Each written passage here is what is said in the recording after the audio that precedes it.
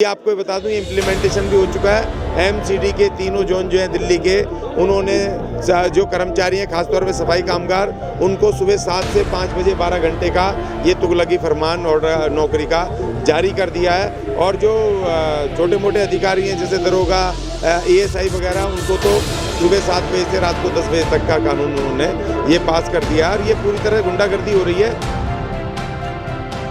किच्चर आई, ऐसी फिल्में बहुत आई हैं, गदर आई है और बहुत सारी ऐसी आई जिसमें कत्लेआम हुआ है, महिलाओं के साथ वो हुआ है। तो आप सरकार में हो, आप उनको पुनर्वास करो, नौकरियां दो, सब कुछ दो, लेकिन सरकार जब प्रमोट करने लग जाए किसी पिक्चर को, तो इसका मतलब है कि आप नौकरी नहीं देना चाहते, आप मजदूरों के कानूनों को ख़त्म करना चाहते हो और फिर दंगे करवा के सबका दिमाग भटकाना चाहते।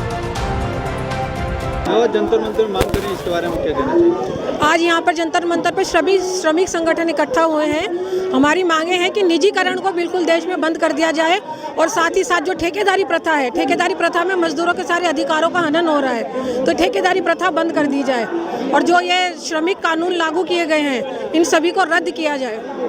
सरकार कहती है कि निजीकरण के बाद फायदा होगा लोगों को। नहीं, कोई फायदा नहीं। निजीकरण से मजदूरों को बिल्कुल लॉस हो रहा है और बहुत ज़्यादा ही हानि होगी। आपके साथ कितने कंपनियां आ रखी हैं यहाँ पे? यहाँ पूरे ही हमारे राष्ट्रव्यापी पूरा संगठन जितने हैं श्रमिक विकास के, वो सभी आए हुए हैं। फिर भी कितने होंगे? 10, 15, 20? लगभग 25-30 संगठन आए हुए हैं। 30 संगठन आए। हाँ जी। तो अगर आपकी बात आज से यहाँ नहीं सुनती तो अगला कदम आप लोगों का क्या होगा? अगला कदम ये, अभी तो हमने 2 दिन की यहाँ पर हड़ताल करी है। अगला कदम हमारा यही है कि फिर से हम सारे इस संगठन को और ज़्यादा बढ़ाया जाएगा। जो हड़ताल है, हम अपना विरोध प्रदर्शन कर रहे हैं, इसको और राष्ट्रव्यापी आंदोलन किया जाएगा। पूरे देश में आंदोलन हम फैला देंगे। देशव्यापी आंदोलन होगा अगर सरकार इस बात को मानेगी नहीं। जो लेबर लूट कर रखी है ना इन्होंने निजीकरण के नाम पर, उसको खत्म करवाना है किसी भी कीमत पर। तो ये आंदोलन और बढ़ेगा और आगे जाके देशव्यापी आंदोलन बनेगा और सरकार को झुकना पड़ेगा। आप लोग आंदोलन करें कि इस विषय में सरकार से आप लोगों की बात? सरकार सुन के ही राजी नहीं है किसी की भी। आज लेबरों को बिल्कुल खत्म करने की तैयारी पे है। ये प्राइवेटिकेशन लेबर का शोषण है, पूरी तरीके से शोषण है और सरकार इस पर ध्यान नहीं दे रही है। तो सारे लेबर जितने भी संगठन के हैं, आज श्रमिक विकास संगठन भी यहाँ पर अपनी टीम के साथ खड़ा है। तो हम पूरी तरीके से भरपूर तरीके से विरोध करते हैं इस निजीकरण का। आपका नाम क्या कहना है? प्रमोद शर्मा है। हम भी इनके साथ ही हैं सर, हम इनके साथ ही चल रहे हैं और इनके साथ ही काम करेंगे। संघ सरकार के साथ पूरा आंदोलन करेंगे, साथ देंगे इनके साथ, क्योंकि बहुत ज़्यादा नुकसान करते जा रहे हैं पब्लिक का, आम आदमी का, सभी के लिए होता है सर। आप लोग इस विषय में सरकार से बात किया? सरकार का कुछ कहना है? सरकार बात सुनती नहीं ना, बात किससे करें? वो सुनने को कोई तैयार ही नहीं होते हैं। बोलते हैं तो सुनते नहीं, कहते टाइम देते हैं, बात करेंगे, वो बात हो ही नहीं पाती है कभी भी। ऐसे ही 1 साल 2 साल बढ़ाते जा रहे हैं। तो इससे क्या होगा, फिर हमने आंदोलन ही करना पड़ा। 2 दिन से हम देख रहे हैं, नहीं होती है बात हमारी, तो फिर हमें अनिश्चित काल के लिए आंदोलन स्टार्ट कर देना पड़ेगा। कितने दिन के लिए आप लोग आंदोलन ही करते हैं? जब तक चाहेंगे, जब तक हमारा संगठन चलते रहेंगे, जब तक ये मांगे पूरी नहीं होती है तो करते रहेंगे हम इसको। जंतर मंतर पे आप मांग कर रहे हैं, इसके विषय में आप बताइए क्या? जी, आज ये 2 दिवसीय हड़ताल का दूसरा दिन है। पूरे जितने भी 12 राष्ट्रीय ट्रेड यूनियन जो हैं अपने संगठन, उन्होंने कॉल दिया था। तो जो 4 लेबर कोड सरकार ने बनाए हैं 29 श्रम कानून ख़त्म करके, उनकी वापसी के लिए, उनके विरोध में ये प्रदर्शन है। आज पूरे देश में लड़ाई लड़ रही है और हम जो जंतर मंतर पे दिल्ली के लोग, तमाम मजदूर संगठन यहाँ पर जमा हुए हैं। तो एक तो लेबर कोड 4 वापस होने चाहिए और हमारे कानून रीइंस्टेट हो। 4 लेबर कोड में है क्या? कई लोगों को नहीं पता है। हाँ जी, 4 लेबर कोड में है कि जो 29 हमारे लेबर कानून थे, जिसमें आईडी एक्ट है, मिनिमम वेजेस एक्ट है, पेमेंट ऑफ वेजेस एक्ट है, ग्रेजुटी एक्ट है, बोनस एक्ट है, उन सब जो कानूनों को मजदूरों ने लड़के लिया था, उनको इन्होंने ख़त्म करके 4 लेबर कोड बना दिए। जैसे वेजेस के लिए एक वेज कोड बनाया, जो पेमेंट ऑफ वेजेस अगर नहीं मिलती थी कहीं पर, तो उसके लिए कोर्ट में जाते थे, अलग प्रावधान थे। और लेबर कोर्ट के लेवल पर ही इस तरह के नीचे लेबर अधिकारियों के उस पर ये पावर थी। लेकिन क्या है कि इन्होंने उसको ख़त्म करके उसमें एक लेबर कोड बना दिया, जिसमें कि खाली समझौता होगा कि इतने पैसे ले लो, इतने मत लो। और दूसरा एक इंडस्ट्रियल रिलेशन कोड, जो इंडस्ट्रियल डिस्प्यूट एक्ट था, जिसमें मजदूर अगर निकाल दे नौकरी से या उनको अलग से परेशान करे मैनेजमेंट, उनको काम से हटा दे, उसमें आप जा सकते थे, लेबर कोड जा सकते थे। जॉब सिक्योरिटी का कानून था वो सब। तो उसमें इन्होंने जो इंडस्ट्रियल रिलेशन कोड बनाया है, उस कोड में बिल्कुल अधिकार नहीं है मजदूर को कोर्ट जाने के। कोर्ट भी जाएगा तो वहाँ पे खाली वो एक वो समझौता होगा कि भाई आप इतने पैसे लो और मालिक को छोड़ करके जाओ।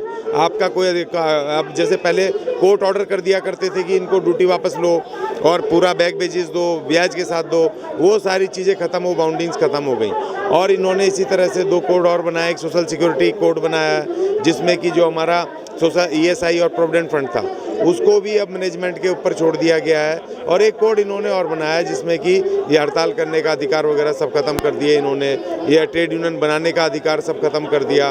तो अब और जैसे हड़ताल करना है 45 दिन पहले नोटिस देना है, वो सारी चीज़ें इन्होंने करके, और जैसे मजदूरों की संख्या अभी जो यूनियन बनाने की 20 आदमियों की एक कोई संख्या नहीं है कि 7 आदमी अपना यूनियन बना सकते हैं। अब इन्होंने कर दिया कि 200 आदमियों तक आपको मेंबर, उसका कुछ परसेंट होंगे तभी जा करके 50% या 60% तभी आप यूनियन बना पाओगे, फॉर्म कर पाओगे। तो ये सब चीज़ें इन्होंने कठिन कर दी हैं। तो ये काले कानून है, जैसे 3 किसानों के कानून थे कि काले कानून की ज़मीनें छीनने का, ये मजदूरों के जॉब सिक्योरिटी का, उनके सामाजिक कानूनों को, अधिकारों को छीनने का, ये उनके आज़ादी छीनने का एक कानून है। तो इसके लिए इन 4 लेबर कोड का विरोध आज पूरे देश में हो रहा है, महंगाई के विरुद्ध हो रहा है। ठेकेदार की तरफ से लगते हैं कंपनियों में नौकरी उनके लिए ये कानून बना, जो परमानेंट कंपनी में लग जाते हैं उनके लिए क्या नियम है? नहीं, कंपनी में परमानेंट तो अब खत्म कर दिया ना, अब सब खत्म हो गया ना, आपको ये तो समझना चाहिए। से लगते हैं उनके लिए है? नहीं, अब तो कंपनी की तरफ से खत्म हो जाएगा ना सारा, पहले तो लगते थे, अब तो सब खत्म हो जाएगा ना। ये जो 4 लेबर कोड लगते हैं, कोई भी कंपनी परमानेंट नहीं रखेगी। अगर परमानेंट रखने का होता मैनेजमेंटों को तो ये कोड ही नहीं बनवाते ना सरकारों से मिल करके। ये जो सरकार है, ये पूंजीपतियों के चंदे से बनी हुई सरकार है, तो उन्हीं के लिए ये लेबर कानून खत्म कर रहे हैं। तो अब ये परमानेंट का जो काम था, परमानेंट मतलब होता था जॉब सिक्योरिटी, कि आपको हर छोटी मोटी बात पर मैनेजमेंट बाहर नहीं करेगी, नौकरी से नहीं हटाएगी। मिनिमम वेजेस एक्ट था कि कम से कम इतना वेतन देना महंगाई के आधार पे, अब वो मिनिमम वेजेस की भी सिक्योरिटी खत्म और आपके परमानेंट होने की भी गारंटी खत्म। अब तो सिर्फ अधिकारी परमानेंट होंगे, बाकी कोई परमानेंट नहीं होगा, सब ठेके पे काम करेंगे। क्या इस विषय में आपने सरकार से कुछ बातचीत हुई क्या? डायरेक्ट आप लोग आंदोलन करना शुरू कर? नहीं, लगातार उनके साथ बातचीत चल रही है, लेबर मिनिस्टर से, भारत सरकार से, और पार्लियामेंट में जो मजदूर प्रतिनिधि हैं अलग अलग पार्टियों के, वो भी वहाँ पर उन्होंने अपनी आवाज़ उठाई। लगातार कॉरेस्पॉन्डेंस हो रहा है, और ये दूसरी तीसरी हड़ताल है। ये ऐसा नहीं कि आज ये अचानक आ गए, सरकार को सब कुछ पता है, लेकिन सरकार जैसे किसानों के कानूनों पर अटकी हुई थी, उसी तरीके से आज मजदूरों के इन कानूनों पर अटकी हुई है। कहना क्या चाह रही है कि आप लोग जब मीटिंग हो रही है 2-2, 3-3 बार, फिर भी नहीं आपकी बात सुन रही है? नहीं, सरकार कहना ये चाह रही है कि भाई आप ये लेबर कानून छोड़ दो और आप 12 घंटे काम करो। 8 घंटे की जगह 12 घंटे की ड्यूटी हो गई है, आपको पता है। 12 घंटे काम करो, आपको मिनिमम वेजेस लेने का कोई अधिकार नहीं है, आपको पक्की नौकरी का कोई अधिकार नहीं है। आपको जो मालिक दे वो ले लो, और जब मर्जी रखे, जब मर्जी निकाले, जब मर्जी आप ड्यूटी आने का टाइम होगा, ड्यूटी से जाने का टाइम नहीं होगा। अभी आपको बता दूं, ये इम्प्लीमेंटेशन भी हो चुका है। MCD के तीनों जोन जो हैं दिल्ली के, उन्होंने जो कर्मचारी हैं, खासतौर पे सफाई कामगार, उनको सुबह 7 से 5 बजे 12 घंटे का ये तुगलकी फरमान और नौकरी का जारी कर दिया है। और जो छोटे मोटे अधिकारी हैं जैसे दरोगा, ASI वगैरह, उनको तो सुबह 7 बजे से रात को 10 बजे तक का कानून उन्होंने ये पास कर दिया। और ये पूरी तरह गुंडागर्दी हो रही है। एक बड़ी इन्होंने बेरोजगारों की फौज तैयार करनी है, क्योंकि इन्होंने दंगे करवाने हैं। जैसे पिक्चर आई, एक पिक्चर आई, ऐसी फिल्में बहुत आई हैं, गदर आई है और बहुत सारी ऐसी आई जिसमें कत्लेआम हुआ है, महिलाओं के साथ वो हुआ है।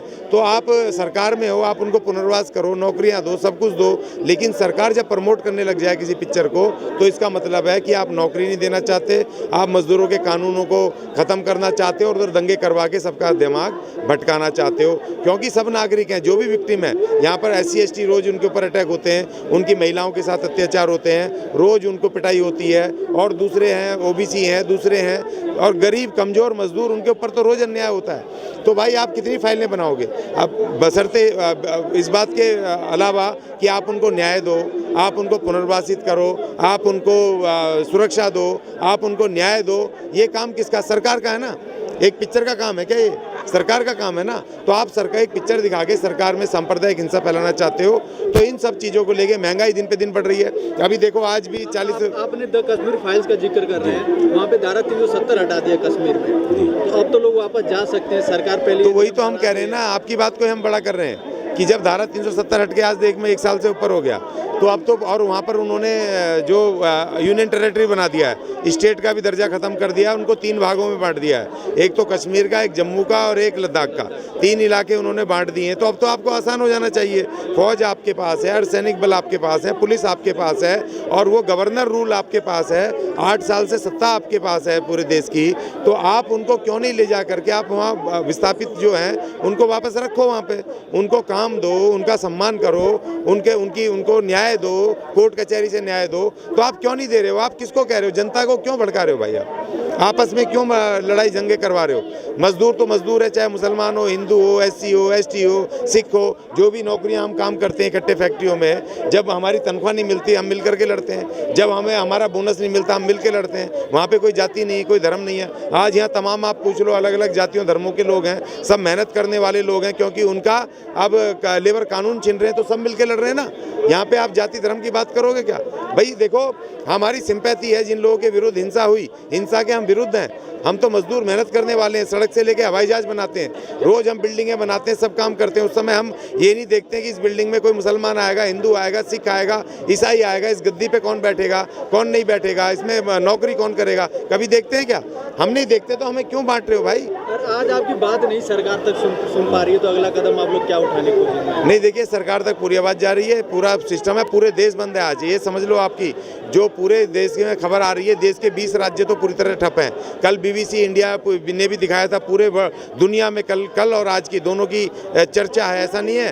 तो जब पूरी दुनिया सुन रही है, अखबार के न्यूयॉर्क टाइम्स में छपी है जब खबर, तो फिर इसका भारत की प्रधानमंत्री को नहीं पता?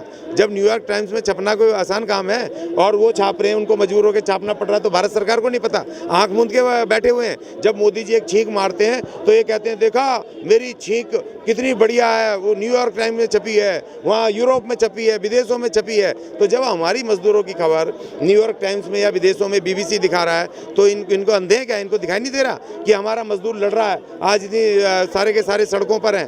तो इनको सब पता है, सब खबर है, लेकिन इन्होंने उन पूंजीपतियों से पैसा लिया हुआ है, इसलिए इसको देश को बेच रहे हैं, इसको ठेकेदारी कर रहे हैं, मजदूरों को कच्चा कर रहे हैं और मजदूरों को गुलाम बनाने की साजिश है, जिसके लिए हम सब यहाँ खड़े होकर के 12 ट्रेड यूनियन ने मिलकर और बाकी संगठन मिलकर के इसका विरोध कर रहे हैं। और जो भी सरकारें बीजेपी की केंद्र सरकार के साथ मिलकर, जैसे दिल्ली सरकार ने अभी निजीकरण किया, ठेके के दारू के ठेके बेचे, कैट जो एम्बुलेंस है वो बेची, हम उन सब का विरोध करते हैं। जो इस देश को बेच रहे हैं, लालाओं को दे रहे हैं, ठेकेदारी कर रहे हैं, हम उन सब का विरोध करते हैं और हम लेबर कानूनों को किसी भी हालत में ख़त्म नहीं होने देंगे। और अभी तो ये एक तरह की अंगड़ाई है और अभी ये अगर ये नहीं माने तो अभी आगे पूरा जैसे किसानों ने लड़ाई लड़ी थी वैसे ही पूरे देश का मजदूर पूरे देश को ठप करेगा, पूरे देश के पूरे बॉर्डरों पे बैठ करके। जब तक ये इन 4 काले कानूनों को वापस नहीं लेंगे तब तक हम किसी भी हालत में इस मूवमेंट को छोड़ेंगे नहीं।